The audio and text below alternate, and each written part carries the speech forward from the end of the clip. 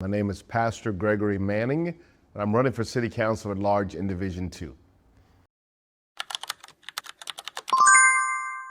I have been a constant, I'll say, voice at City Council many times, and probably the pastor that has showed up the most to make my voice heard and participate in the democratic process. And I think right now more than ever, when I look at decisions that the City Council has made as far as Delta gas and the lack of regulation of Entergy New Orleans, we're in a place where people who are living in our city are being forced out of our city.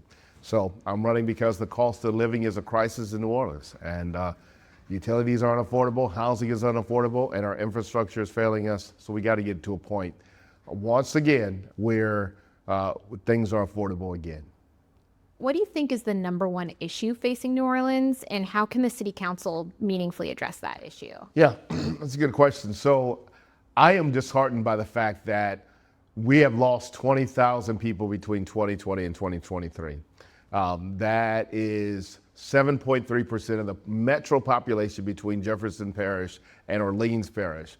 And we did not see a lot of attention given to that. In fact, I did not start hearing people talk about it until I started to talk about it when I ran this race. And so we are seeing the people that built this city, that make this city what it is, leave this city at an alarming rate. And they're leaving because, again, utilities aren't affordable, housing is unaffordable, and our infrastructure is failing us. And you know, in certain ways, you can't blame people that if they can find a better life somewhere else, then do it. But at the same time, we need to retain people here. And if we continue to lose people, New Orleans will not be the city that we are, that people want to visit. It's a unique city. It's a lovable city, but it's not a livable city. And we've got to make it livable for the people that live and work here every day and make it the unique place that it is. New Orleans residents have a lot of complaints about utilities, from rising bills to frequent outages. How will you approach regulating Entergy in Delta, the city's new gas company? Yeah, absolutely. That's a good question. Regulation of utilities is one of the key roles that our city council has. And it is a blessing, I'll say, and just such a weight of power that our city council has, in terms of the fact that we are one of two cities in the United States that has regulatory authority over its utilities. And so right now, what we're looking at is that you can either have it one way. You can have it the way that the regulator, which is the council, uses that authority to be able to mandate and make sure that the utility does what it's supposed to do. Or you could have regulatory capture, which means that the utility tells the council what to do. We have to make sure that it's the first way, that the council is mandating the utility of what to do. And the way you do that, number one, is to make sure that city council members have no intermingling with the entities that they regulate. I founded an organization called the Greater New Orleans Interfaith Climate Coalition, in which we pushed for and fought for that the Ethics Review Board would go to council and make sure that they put in place an ordinance that made it prohibitive for any council member seeking office, any candidate, or for any sitting city council member to receive any campaign contributions from any entity that it regulates. This was a good thing and a necessary thing, because in order to be a true regulator, you cannot have any intermingling or anything that's going to prohibit you from having being able to make those rules and those ordinances that need to be put in place. So that's the first thing. You've got to make sure that in order to do true regulation, that you have an understanding that climate change is an issue. Any candidate that is not talking about climate change and the fact that we are a critically impacted city impacted by climate change is missing the mark, frankly. Again, that's what my organization, Greater New Orleans Interfaith Climate Coalition, did, to make sure that we keep climate change at the forefront. And I've also worked with an organization called the Alliance for Affordable Energy to put in place the renewable portfolio standard. What this does is to make sure that we are reaching the benchmarks to reach 100% renewables and zero carbon emissions by 2050. That's how we do regulation. We hold our utilities accountable for those benchmarks that we've already put in place. And with Delta Gas, so Delta Gas was a mistake on behalf of the council. It was a mistake because they sold the utility, sold the gas component of Entergy to Delta, a private equity firm that only wants to increase the value of the company so that ultimately it can sell it off. This is going to result in higher bills for the people. In fact, the people have already received a $12 surcharge on their bills. I'm afraid that if we don't keep a true regulation on Delta Gas, those bills are going to continue to increase. So how will I do that? I will fight against any rate increases or fees from Delta Gas. I think it's going to be a problem too that Delta is going to be eager to disconnect gas from people who can't pay their bills. Right now we're struggling because we've got elderly people who have frankly told me they don't know where to pay their gas bill. They're concerned because they're required to pay it at a convenience store, which they don't feel safe at going to. A true regulator would say, Delta, we're going to require you to get some mobile units, figure out where these people can pay their bills so that they won't have their gas disconnected. Same way with Entergy. I will ban all shutoffs of any of people's utility bills as well too. So that's how I intend to regulate. Our water utility is also a source of frequent complaints, particularly when it relates to drainage. Yes. Does the city need a stormwater fee to pay for drainage infrastructure? I believe absolutely. There are entities, larger non-for-profits, that are consuming large amounts of water. And not only that, they are responsible for not having put in place permeable pavement as well as green space. And, there was a time when I think that we could coast by on them not paying their fair share. And this is a time now where we're seeing that the drainage in our city is becoming more and more of an issue. People are literally losing their property, they're losing their automobiles, and it's got to be all hands on deck. So let's put the drainage fee in place. It's time that universities that have not paid their fair share, hospitals that have not paid their fair share, begin to do that now. We cannot continue to go down this same course. So we may be dealing with a very different fiscal reality in the coming years. There's no longer an influx of American Rescue Plan Act dollars. Federal funding for certain public health, climate resiliency, and disaster recovery projects is not guaranteed. Still, the city council will steward a budget of well over $1 billion. How should the council decide what to prioritize in that budget? Absolutely. A lot of people are concerned about crime reduction, but I think we need to look at crime reduction while it's down and look at other ways in which we can keep crime down.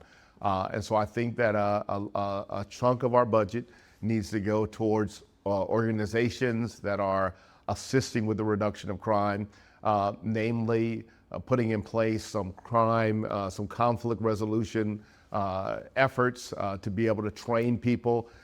Secondly, in mental health care, I truly believe that we have a lot of people that are dealing with unaddressed trauma, not only from Hurricane Katrina, and in fact, even Hurricane Ida. These things cause trauma, loss of property, loss of lives, and people are still reeling from the trauma that has been caused from the pandemic. And so we've got to put resources and money towards mental health care. That also includes being able to address addiction as well too, and people that are dealing with addiction and those things. We have to be able to put more money towards our youth. Our youth are the future of this city, and not only the future, but they are the present of this city. And we don't give nearly enough money to our youth, nor it has been struggling, trying to penny pinch, and that should not be the case. I've said all throughout this campaign, that North needs to be about not only New Orleans recreation development and department, but it also needs to be about enrichment as well too.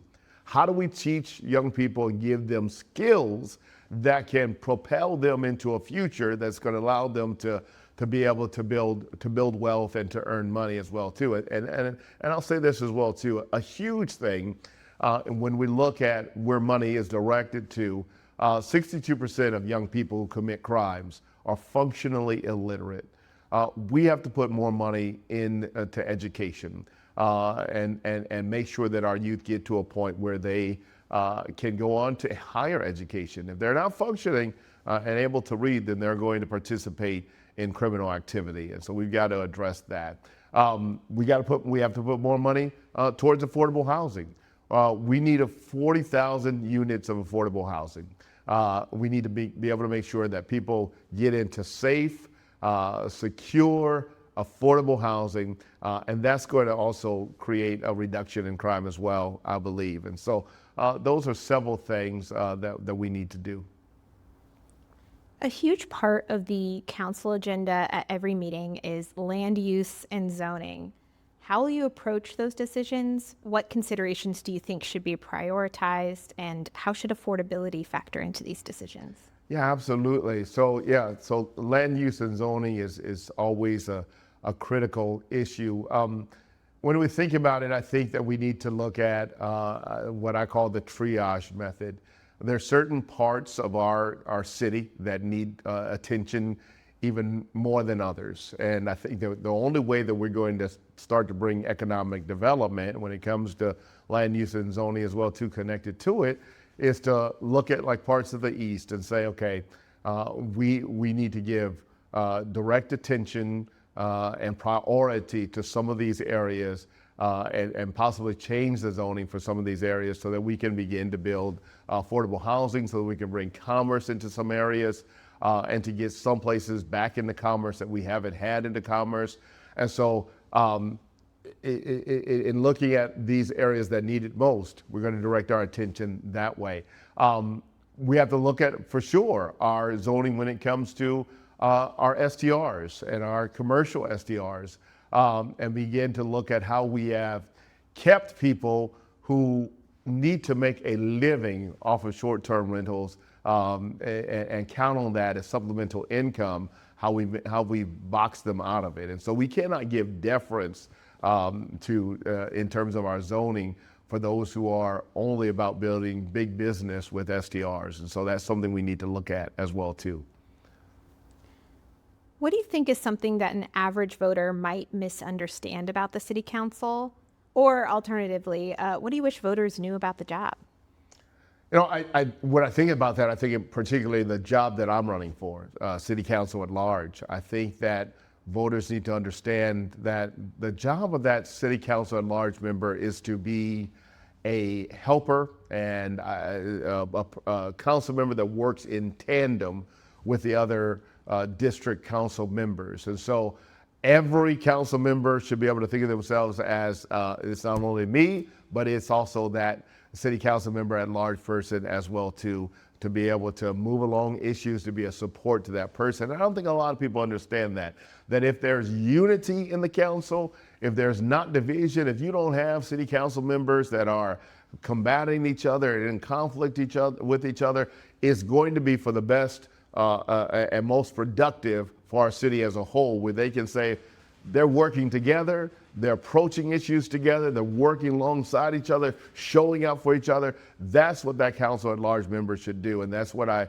think voters need to understand, that this is a time for unity and to put people in office who have demonstrated that they desire that unity and have showed a history of building collaboration, of working collectively with people. And that goes for anybody. You should hire somebody that is able and shown themselves who's able to work with anybody and everybody, putting aside any personality conflicts or socioeconomic differences or whatever else. Those city council members need to work in unity with each other, and always, as they're public facing, to always present to the public a unified force. If you got disputes, handle it behind closed doors. Before the public needs to see a unified front. What's a surprising fact about you that most voters might not know? Wow, surprising fact about me that most voters would not know. Is that I integrated a high school when I was going into freshman year. And I never really thought about it that way until I got older. I didn't really know what I was doing, but my high school was all white Catholic high school, and I had not planned on going there until my grandmother, who participated in the Poor People's Campaign in 1968 and June 19th with my father. That's a whole nother story, but she was a warrior for justice. And so when she heard that the high school that had 800 students who were all white, that there was a very wealthy Catholic man that wanted to integrate the school, was offering a full ride scholarship to any African American student who would go, and that will be for all 4 years. My grandmother said, I know the exact person who will be that student. And so I, along with 5 other students, integrated this high school that had never had any African American students, and it was a great experience. I wasn't Catholic, but I learned learned all about the popes. Took the Pope test, in which we had to memorize all the popes and the dates that they served as pope. But it was truly an incredible experience going from my poor community, taking 2 metro buses to this high school to integrate it with 5 of the students. Wow. And why did you decide to become a pastor? I have known I was going to be a pastor since I was 4 years old. That is something that has never changed in my life. Since I was 4 years old, I knew whatever route I was taking would ultimately lead to me being a pastor, and it did when I went to college and got a bachelor's degree in theater and religion. Went to college, went to seminary, got a degree in master's of divinity, and went straight to being a pastor, and been a pastor now for 25 years. Wow. Yeah. Theater, is that why you're really good at delivering sermons? People say that. People have linked my ability to preach with my theater background, but really, I think I had it before then. So I count it as just a gift that God has given me. I've always loved speaking. And people have said, "Oh, Pastor, the whole chancel is your stage." Like, I don't want to think of it that way, but yeah, it's a gift from God. Wow. Did you ever act in any plays? I did, all throughout high school, all throughout college, and in fact, when I graduated from college, we had to take oral exams and written exams. And in our oral exam, we had a panel of 3 professors that asked us all these questions. And at the end of my questioning, they said, well, what are you going to do after graduation? I said, well, I'll be going to seminary. And they looked at me with their jaws dropped, and one said, why? Why would you do that? Why would you throw your acting career away to go to seminary to be a pastor? And I said, well, that's what I've always known I was going to do. And so, yeah, I miss it. I've done lots of plays. My favorite play was Miss Evers' Boys, and about the Tuskegee syphilis study. And so, yeah, I miss it a lot. Wow. Yeah. How does a 4-year-old know that they want to be a pastor? How did you know?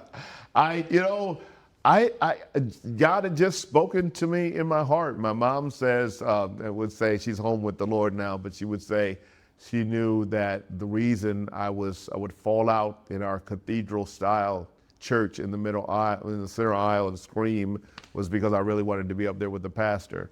I didn't tell her it was because I really wanted ice cream after church, but but she said it was because I really wanted to be up there with the pastor.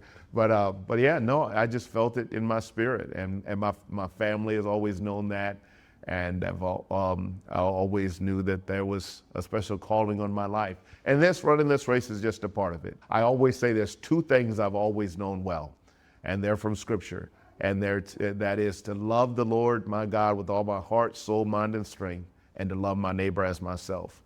And I truly believe right now more than any other time that our neighbors are in trouble. And I can't sit back and watch our neighbors be in trouble when it pertains to their utilities, their food, and the city that we live in that's not offering them the quality of life that they should have, and do nothing. I believe that God has called me for this moment to bring unity and not division, and to be solely focused on people and not my own self-interest. Why did you choose to run against JP Morrell as opposed to running for the other seat, the other at-large seat? And what did you hope to accomplish in this race? Yeah, absolutely. So again, as I said, I often show up at city council chambers to speak out on behalf of people for many and various different issues.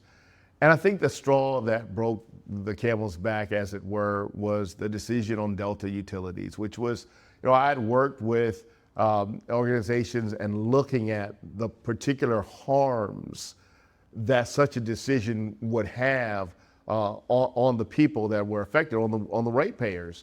And all of those harms were completely ignored. That decision went through within a year. It went through 2 weeks before Christmas. I remember on the day that it was approved by our council, I looked at the council and I said, Entergy New Orleans is a headache. And I said, Delta Utilities will also be a headache. And I meant that in so many different ways. In terms of the rates will be a headache, in terms of the rate increases, in terms of just the trauma and the stress that it will put on people, especially our seniors, to have another utility bill to look at, and the fact that there was total disregard for that. I was just finally fed up. And I remember on that day being hurt, being confused, being angered, and in my faith, we would call it a righteous indignation. I remember looking up at the council, and I remember thinking, I'm going to sit in that seat one day, and I'm going to protect the people from having to be a part of a process that to me was a sham, where people get up and speak, and there's no empathy and really no compassion shown towards them. The decisions seem like they've already been made. That was a decision that went through within a year, and people simply were just not considered.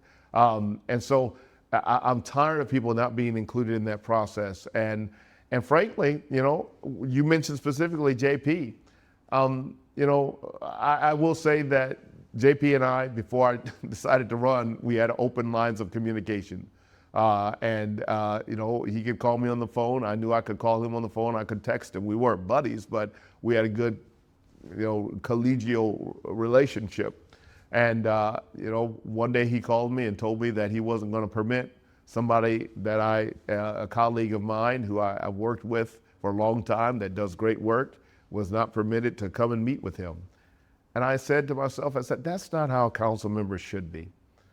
Everybody in this city deserves the right to be a part of the democratic process, and we should never have a council member that treats people with such disrespect and disdain and animosity that they refuse to meet with them, that they refuse to build a relationship with them, you refuse to collaborate with them for the greater good of the community.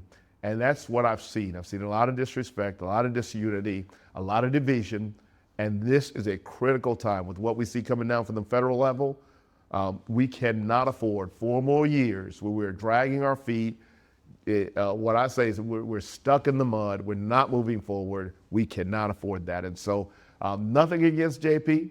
I just have a different vision. And the vision is that we will put people back at City Hall, give them a voice, and collaborate with people and put the division behind us so that we can make utilities affordable, housing affordable, and fix our crumbling infrastructure and retain people in the city. And ultimately, maybe get some people to return to the city, retain people in the city, and then begin to focus on building a city that is for people 25 years from now, 50 years from now, or 100 years from now. This time is not just about us. It's about our children who will come after us. Many people will come after us. And we cannot afford 4 more years of somebody letting petty differences get in the way of us coming up with real solutions. You have a pretty well-known reputation in the world of utilities. You previously ran to be on the Louisiana Public Service Commission. You've been involved, of course, in a campaign to prevent council members from accepting political donations from the utilities they regulate. And you regularly appear at council meetings where regulation is discussed. But as you know, council members, they do a lot more than utility regulation. They also work on land use and zoning. They oversee the city budget.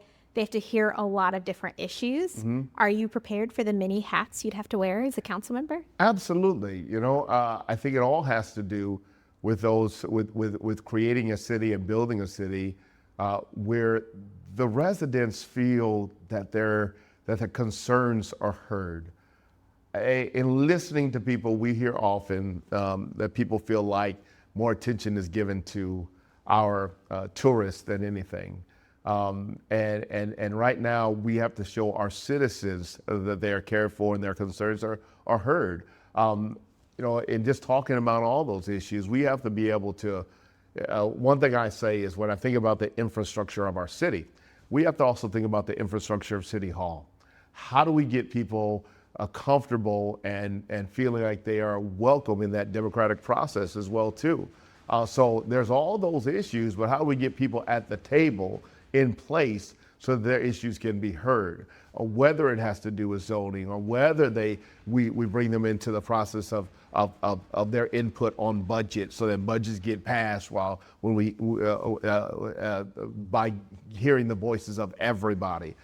That can only happen if we do what I say is to create an accessible city hall. Where we have agendas that are in Spanish and Vietnamese, where they're in large print, or we have ASL translators there. All those things gets them there. But it also it requires that you build a good staff of people that are able to help, that have the same ideology as myself, that people need to be helped, that people need to be heard, that we need to address issues so that with real solutions so that people can stay in the city. And so I have founded the Louisiana Just Recovery Network, which was a real solution to Hurricane Ida, where we keep people in their homes and we put fortified roofs on homes. I founded the Greater New Orleans Interfaith Climate Coalition. I have sat on the board for Lighthouse of Louisiana for 13 years. I'm on the board of directors for the Greater New Orleans YMCA, on the board of directors of the Salvation Army. All of these things have well prepared me for the plethora of responsibilities of a city council member. So my experience is wide and broad in many different ways. I am so excited that this, what I call a movement of me running this race, has been such an incredible experience. I reflect on it all the time. When I went to qualify in July, I said we would put the people back in City Hall, and the people have come together, from the nurses union to Step Up Louisiana for Action, representing our workers and especially our hospitality workers, to lead locally, to in the Interdenominational Ministerial Alliance, the pastors coming together. We have seen this people come together from all over to say, no matter who we are, we believe that we can collaborate and coalesce together to make a difference. And I could not be happier that this has truly been about the people. And we're going to see this through, and we're going to put the people back in City Hall, where we will be unconnected to corporations.